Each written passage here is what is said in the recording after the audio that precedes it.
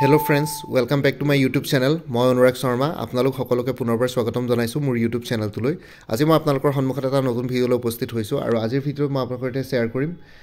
এটা recruitment notification আৰু recruitment নটিফিকেশনটো আহিছে ডাইৰেক্টৰেট অফ সেকেন্ডাৰী এডুকেশন তাতে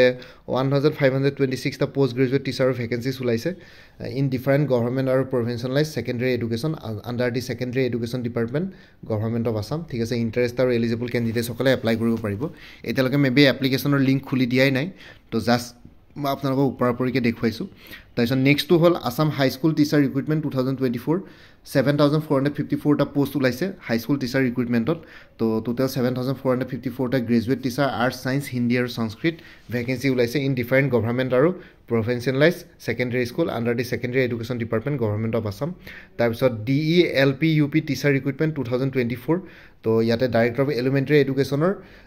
দুটা এমপ্লয়মেন্ট নটিফিকেশন ওলাইছে 5550 টা পোষ্ট ওলাইছে এসিস্টেন্ট টিচাৰ ইন লোৱাৰ and upper primary school of Assam under the director of elementary education Assam ঠিক আছে ইন্টাৰেষ্ট আৰু এলিজিবল ক্যান্ডিডেটছে এপ্লাই কৰিব পাৰিব আৰু লগতে গুটেকিটা এডভাৰটাইজমেন্টৰ ডিটেইলছ তো মই আপোনালোকৰ সৈতে পৰৱৰ্তী ভিডিঅ' সমূহত মই আপোনালোকৰ সৈতে শ্বেয়াৰ কৰিম এতিয়া বৰ্তমান এইকিটা বস্তু জানি থক যে এনেকৈ এইকিটা পোষ্ট ওলাইছে তো এইখিনি আপোনালোকৰ কাৰণে সুখবৰ যিসকলে টিচিং জবৰ কাৰণে